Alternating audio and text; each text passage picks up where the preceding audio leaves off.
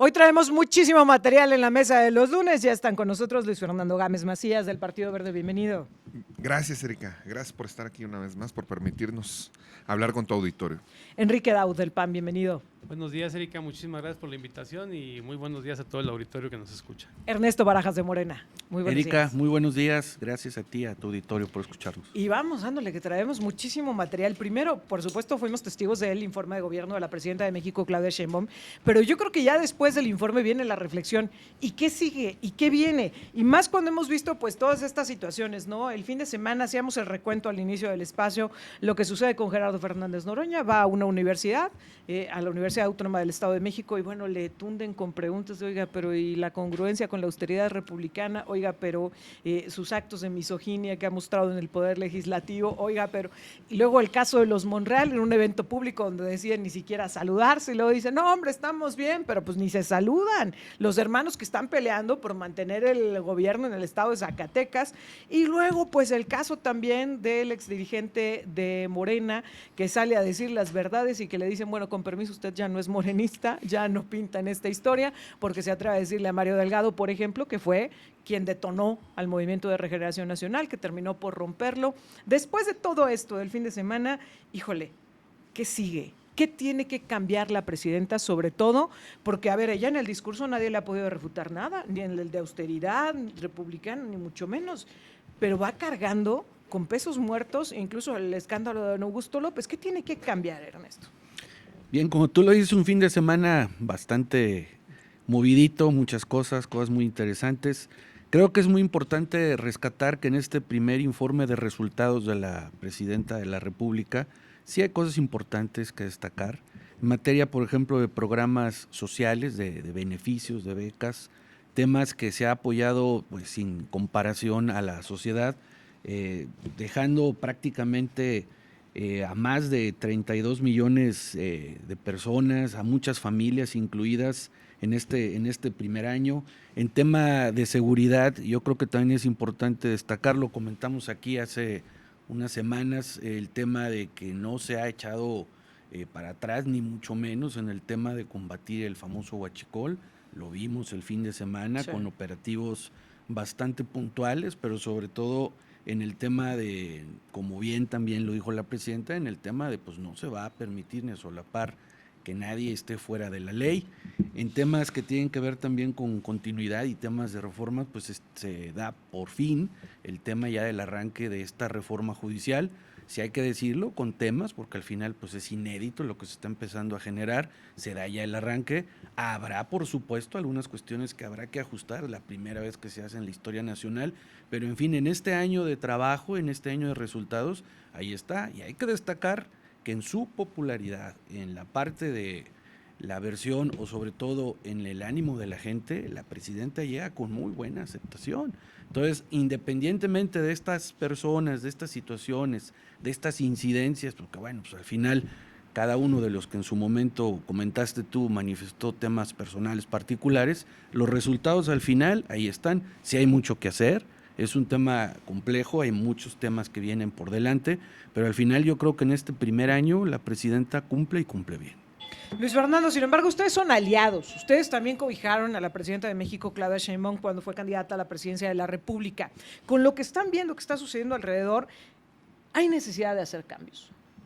Bien, fíjate que hay que hacer un poquito de contexto y recordar cómo llega la presidenta Claudia, ¿no? El mandato de la presidenta Claudia es un mandato de continuidad, es un proyecto de continuidad que le da esa oportunidad a la cuarta transformación, y nosotros desde el Partido Verde seguimos creyendo en ello, ¿no? Creo que ha hecho un buen año la presidenta Claudia, pese a los vaivenes políticos que tú lo has señalado. Coincido con Ernesto, creo que la ciudadanía y sobre todo los potosinos son gente informada que está poniendo atención en el actuar de sus representantes, y bueno, pues creo que avala el trabajo de la doctora Claudia respecto a los cambios, en el interior del gabinete.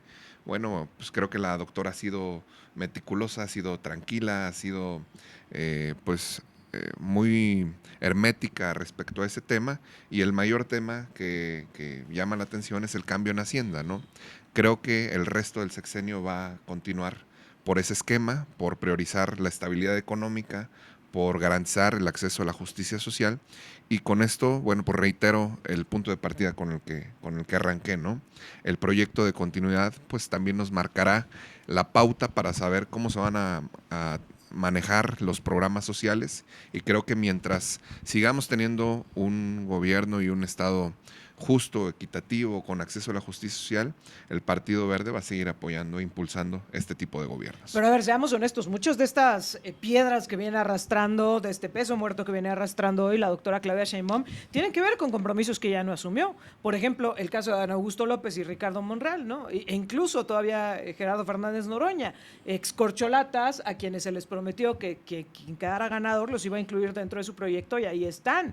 El caso también, por supuesto, de lo que se ha estado presentando en escándalos y situaciones adversas, pues tienen que ver con cuestiones que no se relacionan directamente con la presidenta de México, Claudia Sheinbaum, pero a ver, ¿le alcanza su popularidad para protegerlos, para cobijarlos y que no pase nada? ¿O es tiempo de que ella misma les vaya diciendo adiós? Porque incluso en el caso del secretario de Educación, pues tampoco fue una decisión de la doctora, fue un acuerdo que se tejió antes de que ella llegara a la presidencia de la República, que Mario Delgado iba a estar en el gabinete, y ahí lo vemos con el peso que está significando, pues yo diría, no solo para la doctora, también para la educación en nuestro país. Enrique.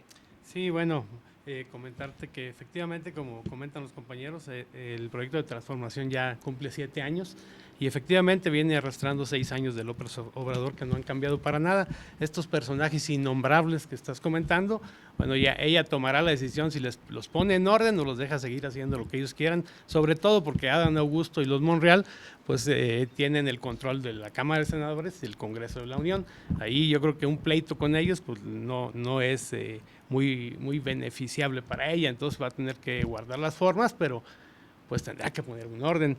Pero decir que en el informe pues maquillaron cifras, el país en estos 9 meses ha crecido solamente 1.3% en 9 meses, se perdieron 150,000 empleos en estos 9 meses que han pasado, la deuda pública creció 1 billón de pesos, los programas sociales y las obras faraónicas que siguen haciendo, pues siguen endeudando al país, y esto no lo ha detenido la presidenta Sheinbaum.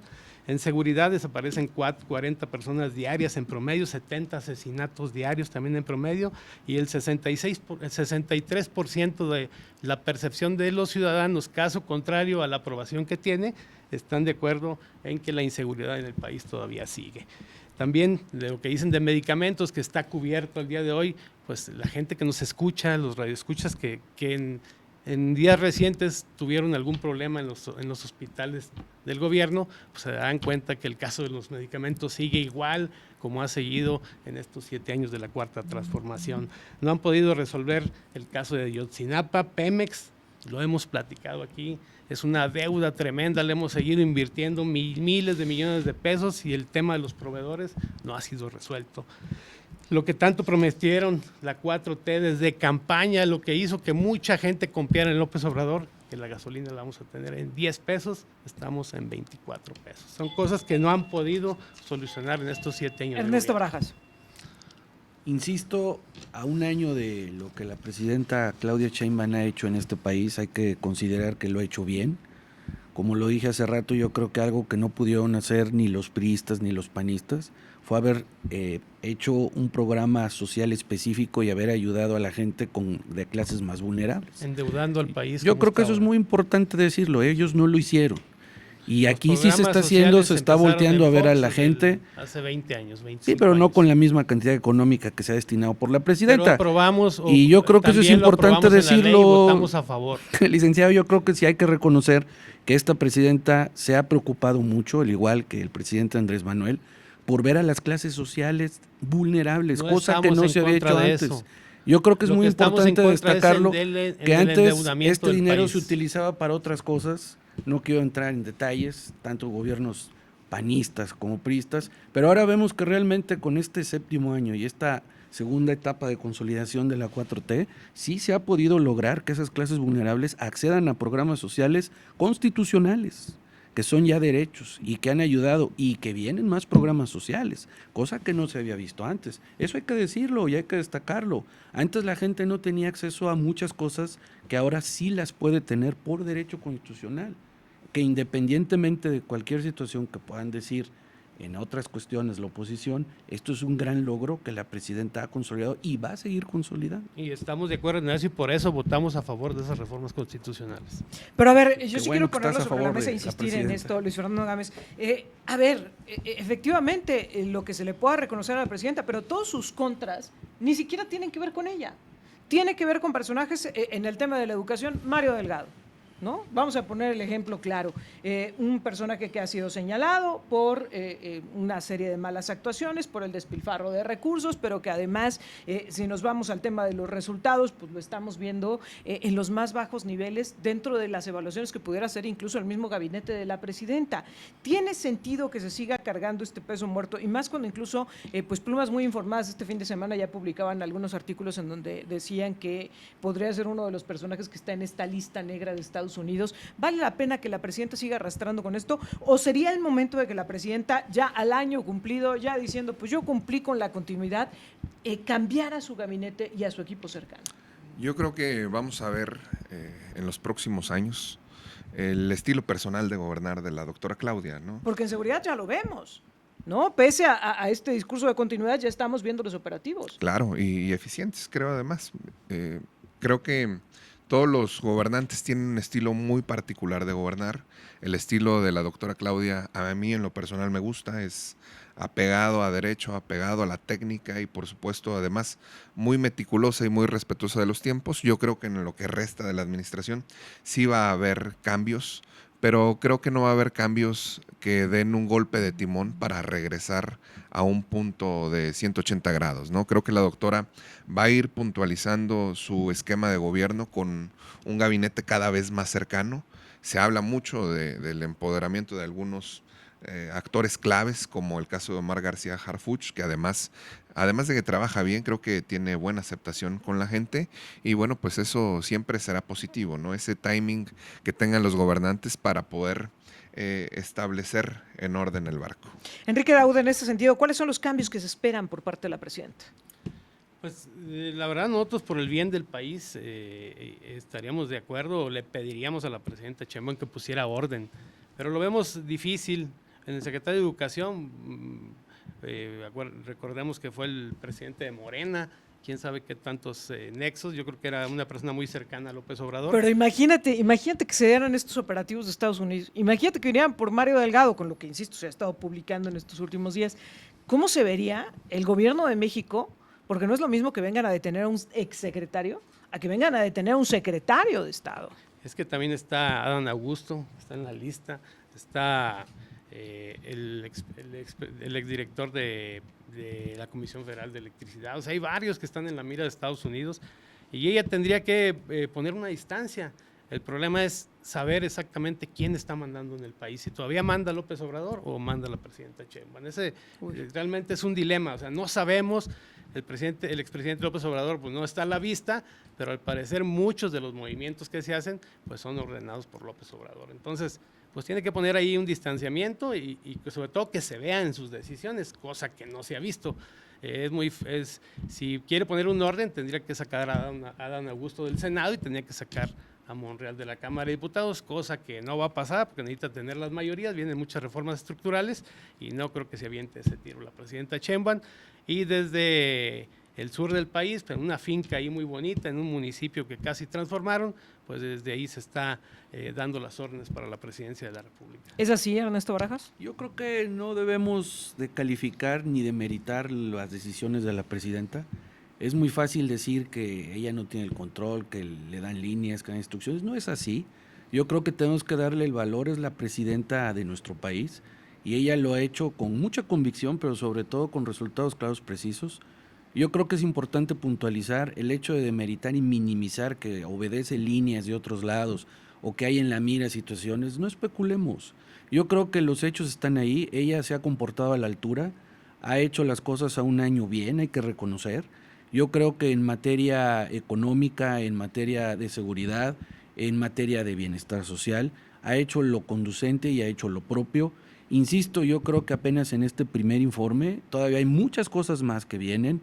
Es una gran mujer, pero sobre todo con miras muy altas y con una característica especial en la que ella cree, y precisamente lo ha demostrado, es una mujer demócrata, que independientemente de las situaciones que hayan pasado, está poniendo orden, y lo está haciendo bien, sistemático, metodológico, y con una situación de gobernabilidad impecable. Entonces yo creo que el hecho de que digamos que obedece líneas, o que le dan situaciones de otros lados del sur, pues eso la demerita. Yo creo que es una mujer muy responsable, pero sobre todo con una visión de mucha democracia y de mucha gobernabilidad. Es una mujer de Estado. Pero sí se da cuenta quién forma parte de su equipo y quién le va estorbando, ¿no? Porque, a ver, vimos en el informe el rubro dedicado a educación, bueno, pues no fue de los más amplios, seamos honestos, cuando habitualmente en un informe de gobierno, pues es como de los temas estelares y de los que más se desglosan. En este informe de la presidenta fue un rubro en el que no se tomó, digamos, muchos minutos en abordar, y al final del mensaje, cuando agradece a su equipo de trabajo, el último nombre ahí del que se acuerda es el del secretario de Educación, cuando es del gabinete cercano a la figura presidencial. Sí se da cuenta la presidenta, ¿no? De quién le suma y quién le resta. Las secretarías más importantes del país, y no, sí, claro, no darle esa dimensión en un informe de gobierno, habla Bueno, que hay problemas. Yo creo que en algún momento el hecho de que se especule, insisto, el trabajo ahí está, como presidenta de la República, y obviamente es un tema que se da no solamente a nivel nacional, a nivel estatal, incluso municipal. Cuando los resultados ahí están, pues se permanece, ¿verdad? Cuando en algún momento la presidenta vea, no nada más en el tema de educación, que yo siento, y lo digo, yo en ese ámbito lo sé, porque estuve ahí, creo que es un ámbito complejo, difícil, sí, claro. El tema de poder llevar a cabo acuerdos, en poder llevar situaciones con el magisterio es complejo y lo ha logrado. También hay que reconocerle a Mario las cosas que ha generado, ¿no? Bueno, sí, pero sí, hasta el momento va bien, digo, como todo mundo hay manifestaciones, y no nada más en el tema educativo. Pero ¿no? es de las Podemos hablar primeras de otros... veces que sindicato y coordinadora coinciden, se le manifiestan y le dicen abiertamente, con el secretario de Educación ya no queremos platicar, con la presidenta o con nadie. Y tuvo que entrarle la secretaria de Gobernación. Insisto, se arregló el asunto, va complicado, porque al final son temas complicados, no son menores, pero va bien el tema. Ahora, los cambios obedecen precisamente a situaciones que tienen que ver en el tema no solamente del resultado en el informe, sino de otros alcances más allá. Hay que ver realmente si la presidenta nos ha dado señales de cambios en lo sucesivo. No ha habido muchos cambios, ha sido un gabinete estable hasta el momento. Sí. Todo parece indicar que los cambios que ha hecho han sido cambios o necesarios o muy estratégicos, y creo yo que en la mayor parte de los funcionarios que actualmente están en el gobierno federal, pues van respondiendo bien. Eso no exime que en cualquier situación, en cualquier momento se pueda dar, que también hay que decirlo, cambios, pues no abonan, ¿verdad? También en algún momento hay que obedecer las curvas y sobre todo los tiempos para que puedan en algún momento dar los resultados esperados. Oye, el gobernador del estado no coincide en eso, ¿eh? Él ha hecho muchos cambios y cuando se le cuestiona al respecto dice, más vale cambiar a tiempo que seguir arrastrando a quien no está haciendo su chamba. Es la visión que ha tenido el gobernador. Y bajo esa premisa, Luis Fernando Gámez, a ver si tú fueras asesor de la presidenta.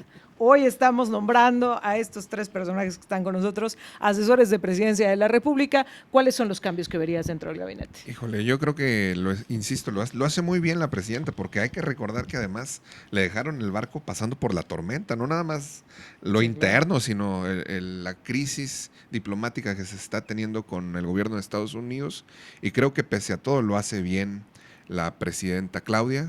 Ya corresponderá a su decisión personal si deben de venir o no algunos cambios, pero yo creo que sí, va a haber ajustes. ¿Quiénes? De orden político. ¿Áreas? ¿En dónde? Eso es cuestión de la presidenta. No, va a haber cambios, eso estoy seguro, porque creo que estamos por ver el estilo personal de gobierno de la doctora, ¿no? Se habla de muchos lugares, yo te podría decir, se habla también tras bambalinas de la misma Secretaría de Gobernación, o se habla por ahí que Omar García Harfuch puede ser un candidato fuerte a ocupar ese lugar, y bueno, ese pudiera ser uno de los cambios, pero digo, bueno, yo no estoy al interior del gobierno federal y no podría yo. Pero digo, lo percibimos, ¿no? Cometería yo un grave error. Hacemos ahí nuestro balance. Y Ernesto, a ver, yo sé que vas a hacer más aventado. ¿Qué cambios harías? ¿Le recomendarías a la presidenta? Hasta el momento, bueno, lo que dice el compañero Fernando, yo difiero. Yo creo que Omar García Harfuch ha hecho un excelente trabajo. Nos lo ha demostrado no solamente con resultados. Y que ahí está en su lugar, ¿tú Claro, dirías? Por supuesto, y está haciendo bien. Y en general yo creo que los miembros destacados, o decir, del gabinete principal, lo han estado haciendo bien. Los cambios, insisto, son un tema que obedece a situaciones que van en torno, si no a resultados, a cuestiones prioritarias o de otra índole por el momento. y por lo que hemos visto, Áreas, no ha Ernesto, visto, áreas. yo no he visto un tema en el que la propia presidenta dé a conocer o haya puesto sobre la mesa algún cambio. Hasta el momento yo no creo que lo vaya a hacer. Probablemente ¿Tú lo no vaya a ves hacer. cambios? Yo creo que por lo que resta de este año, no. Yo creo que no. Quizás muy probablemente pasando el primer trimestre del año entrante se pudieran considerar algunas cosas, pero ahorita yo no veo que vaya a Pero ser si cambios. tú fueras asesor de la presidenta, ¿qué área le dirías aquí ya hace falta? Pues yo no veo ahorita en algún momento, yo tampoco se trata de decir que todo está bien, pero por el momento veo que van caminando bien las cosas. Yo no veo ahorita un tema de urgencia de cambio, hasta el momento no lo veo. Enrique Dowd. Bueno, yo sí le diría a la presidenta que hiciera algunos cambios. Primero, el secretario de Educación debe de salir. Segundo, debe de hacer cambio en las cámaras. Adán Augusto debe de salir de la coordinación del Senado, tanto Monreal en la Cámara de Diputados. Tendríamos que hacer un cambio en Pemex. El tema energético, pues lo han dejado también, han seguido con todo lo que venimos arrastrando durante 7 años y ahí debe de haber también un cambio significativo. Comunicaciones y transportes, decirles que también debemos de cambiar porque su mega obra del aeropuerto Felipe Ángeles pues tampoco da el ancho y sus obras faraónicas, presidenta, pues deben de funcionar, si no, ¿cómo las vamos a seguir vendiendo en el futuro? Oye, Eso le diría a la presidenta. el calvario que Sí. padecieron para que Marco Rubio llegara del aeropuerto Felipe Ángeles al hotel, porque ni siquiera fue a la sede de la reunión, afortunadamente venía con tiempo, pero para que llegara al hotel en donde lo hospedaron fue una verdadera locura, porque además estaba lloviendo, no tenían por dónde pasarlo, se tuvo que ahí armar, y eso que venía escoltado, pero sí se tuvo que armar ahí un relajo. Decías el caso de Pemex, Enrique, antes de que continúes con la idea. ¿Pemex de verdad necesita un cambio en la dirección actual o es consecuencia de todo lo que ha venido arrastrando? No, bueno, yo creo que ya son 9 meses que están al frente la nueva dirección y no han solucionado nada. Anunciaron en enero que iban a empezar el pago a proveedores y no, hasta ahorita no lo han hecho. También otro cambio que le pediría a la presidenta pues sería el secretario de Salud, que se ve muy mal que en una entrevista en una estación de radio le pregunten ciertos temas, él diga que todo está bien y resulta que en los hospitales de la Ciudad de México a las personas no las quieren atender y el secretario de Salud dice que los tienen que atender. Entonces, está mal la Secretaría de Salud. También lo de los medicamentos, que es una megafarmacia que ya está surtiendo tipo estafeta a toda la República, pero los medicamentos no llegan a donde deben de llegar, no están ahí, toman fotos, nos pasan videos de un galerón enorme donde está lleno de medicamentos, pero ahí no deben de estar en los hospitales públicos y no llegan. Le podemos preguntar a la ciudadanía que nos está escuchando que en los últimos días han estado en hospitales privados, ¿de verdad tienen los medicamentos? ¿De verdad no les piden cuando los van a operar que compren algunas cosas que les hacen falta a los hospitales? Ahí dejamos la pregunta. Tenemos que hacer una pausa, pero al regresar tenemos que hablar también de lo que está pasando en el estado y de lo que está pasando en el municipio, porque, a ver, la semana pasada se dio a conocer esta investigación en el área de protección civil municipal por presuntamente actos pues, de actuación indebida de la autoridad y le podríamos poner mayores calificativos. Regresamos para platicar de ello. Estamos de regreso y hablando de temas locales, la semana pasada también se dio a conocer por parte del Ayuntamiento de la capital una investigación que se ha abierto interna a la Dirección de Protección Civil Municipal de la capital por un presunto hecho, pues es que hay que llamarlo como es, de corrupción, donde se habría pedido un dinero a un empresario para sacarle favorable los dictámenes ante la Dirección de Protección Civil Municipal de la capital. ¿Cómo se ve esto, Luis Fernando Gámez, y qué es lo que nos deja al descubierto? ¿Qué es lo que tendría además que suceder? Bueno, pues lo que nosotros apelaríamos es a que haya, primero, pues, una investigación adecuada. Segundo, pues que se transparente. Y tercero, que haya las sanciones pertinentes en caso de que se encuentre una anomalía, ¿no? Porque la verdad es que el gobierno de la capital siento yo que está perdiendo el rumbo. No es la primera ocasión que sale a la luz un acto de corrupción o un presunto acto de corrupción, para decirlo puntualmente. Y bueno, pues también siento que la ciudadanía se está cansando, porque al grado de llegar ya a la denuncia es que hay muchísimos actos atrás que no se notan y que se platican tras bambalinas, y es lamentable además que se haya utilizado esta área de protección civil, que además la protección civil es una área de resguardo social y de Estado. Oye, estamos en el mes de septiembre justamente, ¿no? Cuando hablamos del Justamente tema cuando de protección hablamos de civil. protección civil, eso es una catástrofe, ¿no? Para el servicio público, hablar de protección civil y hablar de este tipo de actos vinculados presuntamente a la corrupción. Y bueno, pues lo que exigiríamos nosotros desde la bancada del Partido Verde en el Congreso es pues que sí haya transparencia, que sí haya este ejercicio de investigación serio, profundo, respetuoso de los derechos de ambos lados, pero sí que se llegue hasta el final y sobre todo pues que se le pueda transparentar a la población qué ocurrió y si realmente hubo un acto de corrupción, bueno, pues que se tomen las medidas pertinentes, porque en el caso contrario, la alcaldía sería cómplice, ¿no? Enrique Daud. Bueno, sí, al parecer esta denuncia se genera por dos vías, la parte ciudadana del aparente afectado y el alcalde ya dio instrucciones directas a la Contraloría Interna para que investigue el caso. También es una presunción, hasta el momento pues no hay alguna resolución, pero también debemos de decir que ha habido ya algún caso en el ayuntamiento donde hubo una irregularidad y con mano dura el alcalde pues despidió a la persona que es responsable, que al final de cuentas no fue la persona la que hizo el acto, pero era la responsable. Entonces, esa mano dura en la administración municipal, estamos nosotros seguros de que así seguirá, como en el gobierno estatal y federal, cuando alguien no cumple o alguien incumple con lo que se le pide, pues será despedida, ¿verdad? En este caso, habrá mano dura, como te digo, se garantiza un proceso serio y transparente con el apego a la ley y el compromiso a los ciudadanos. El gobierno de la capital actúa con responsabilidad, fortaleciendo la confianza en las instituciones municipales. No hay mucho que decir, está ya la investigación por parte de la Contraloría, el alcalde ha dado instrucciones y si se encuentra una culpabilidad, pues será sancionado el Pero ¿qué hay funcionario. de los mecanismos internos? Es decir, ¿qué hubiera pasado si no existe la denuncia ciudadana? ¿Se hubiera detectado al interior del ayuntamiento? Bueno, a veces las cosas pasan sin que el alcalde no pueda estar en todos lados ni responder por todos. O sea, hay cosas que no, en una administración tan grande como lo puede ser el gobierno del estado o el municipio más importante del estado, pues es difícil que tú puedas estar detrás de todos los funcionarios para ver qué es lo que hacen. Se confía en los perfiles, se les da un voto de confianza, pero cuando incurren en este tipo de cosas, presumimos que, o se presume que esto pudo haber pasado, habrá que esperar que nos dice la Contraloría Interna y el alcalde con mano dura tomará medidas en el asunto. Ernesto Barajas. A ver, yo creo que aquí es importante analizar dos dimensiones. Independientemente que, pues por supuesto es lamentable que se denuncie un hecho de corrupción, hay que estar atentos a ver qué es lo que emite la Contraloría Interna de ese ayuntamiento. Pero yo creo que también hay que reflexionar en estas dos dimensiones que decía, primero la parte administrativa legal, que efectivamente se cumple el procedimiento y veamos el resultado. Y segundo, yo creo que se ha desvirtuado mucho la función y la figura de lo que es el sistema de protección civil municipal y o estatal.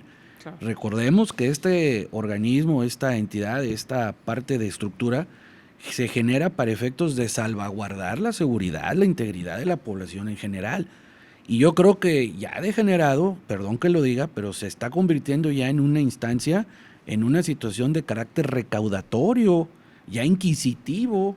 Yo lo he escuchado en muchas partes donde llega Protección Civil, ya no llega a revisar de manera contundente, en base a la normativa municipal estatal, lo que marca la norma precisamente en torno a la seguridad, sino van directamente ya con temas administrativos a veces insalvables o difíciles de cumplir por temas de dictámenes, por temas de documentos, y esto se convierte en una situación en la que se extorsiona.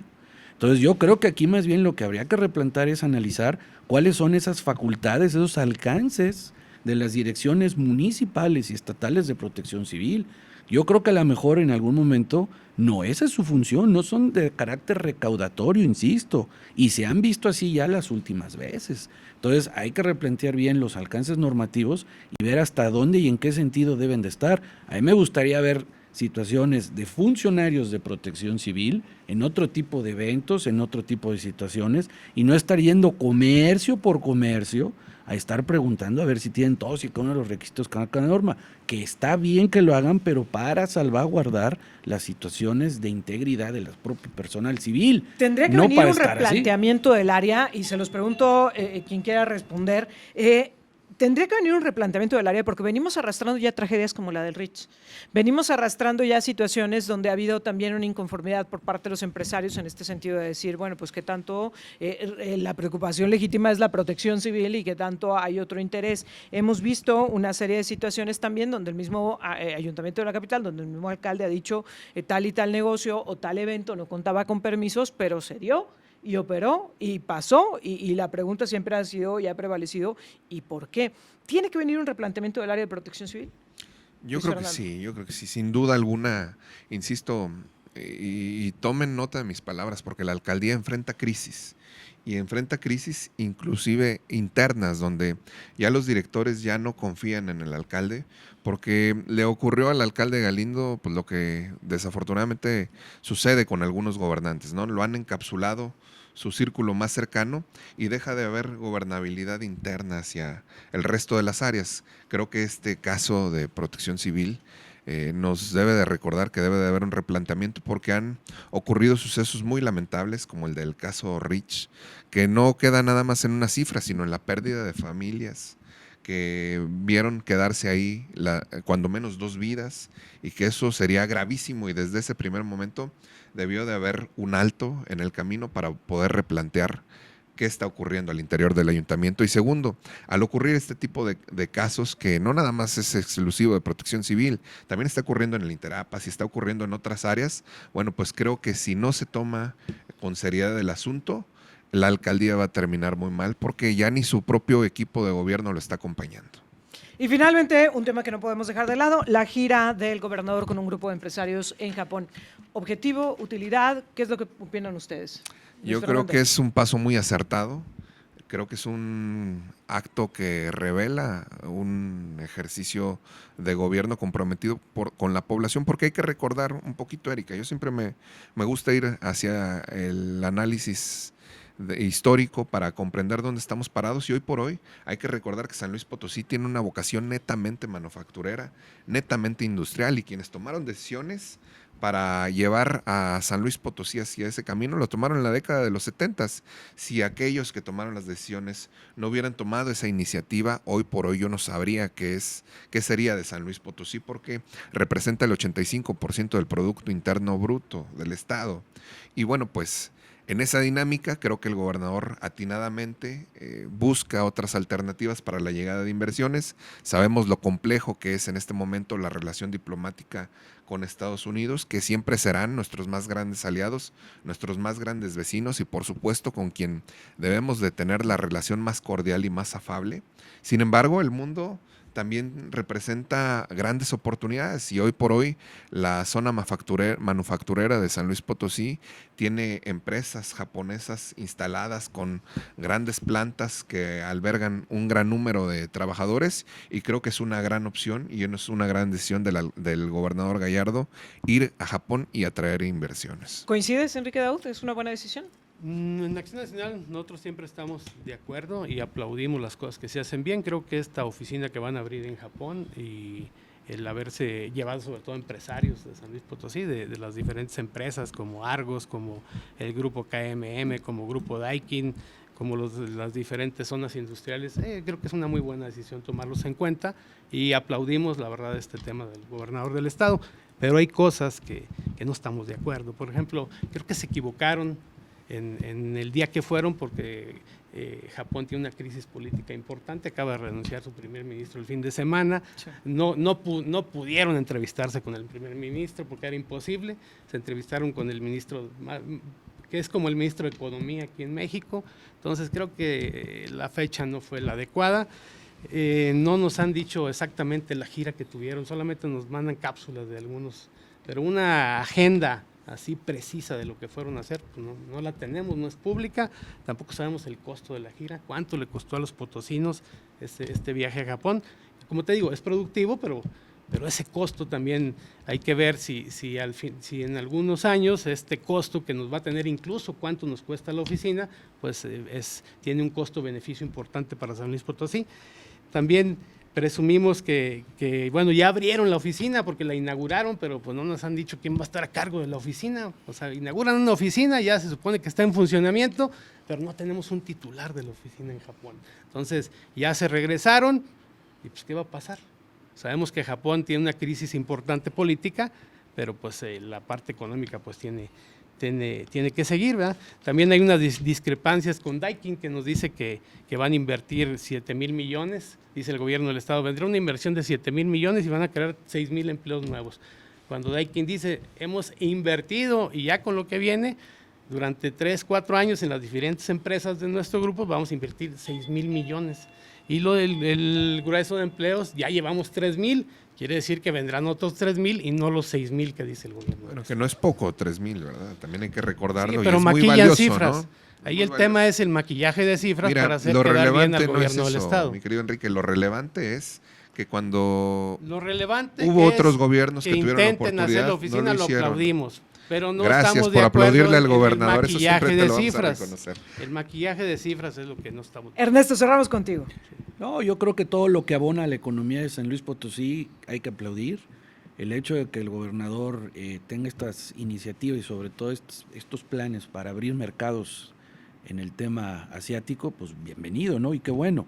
Creo yo nada más la parte importante sí es tener claridad de qué es lo que en algún momento se va a generar con detalle, porque al final, pues los ciudadanos todos queremos saber cuáles van a ser esas oportunidades, sobre todo en el ámbito pues, de exportación, de importación, de generación de empresas, y es la parte interesante que quisiéramos pues todos saber a detalle qué es lo que en su momento se va a generar.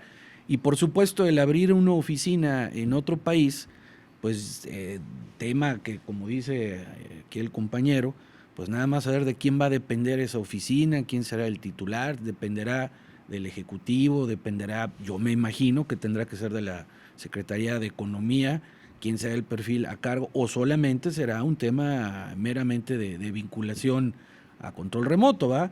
Pero insisto, yo creo que todo este tema, el generar empleos, el generar oportunidades, creo también, no lo dice el gobernador, yo espero que así sea, que se puedan abrir también temas de becas de estudio.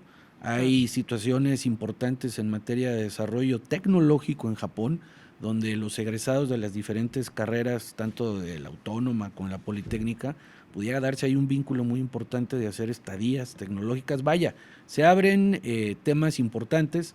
Yo solamente apelaría a tener más claridad en la información de qué es lo que en algún momento podemos como ciudadanos optimizar por estas buenas iniciativas. Además, lo dices muy bien, Japón tiene además muy buenas oportunidades de becas para estudiantes de todo el exterior. De hecho, también este fin de semana hubo manifestaciones allá en Japón porque la gente decía ya no a la migración, ya estamos saturados, sobrepasados, pero Japón históricamente ha tenido esta apertura para los estudiantes de todo el mundo. Creo que ahí también podría ser una buena idea el conocer si esta parte se está gestionando, si formó parte de los acuerdos de esta visita. Y bueno, pues ya en esta semana yo espero que empiece a fluir la información y que el próximo lunes tengamos más que analizar. Les agradezco como siempre que hayan estado con nosotros. Ernesto Barajas, muchas gracias. A ti, Erika, gracias, buen día. Enrique Daud, gracias. Muchas gracias, Erika, por la invitación y muchas gracias al auditorio que nos escucha cada lunes. Luis Fernando Gámez, hasta la próxima semana. Gracias, Erika, por la invitación. Excelente inicio de semana. Muy buenos días. Nosotros vamos a una pausa.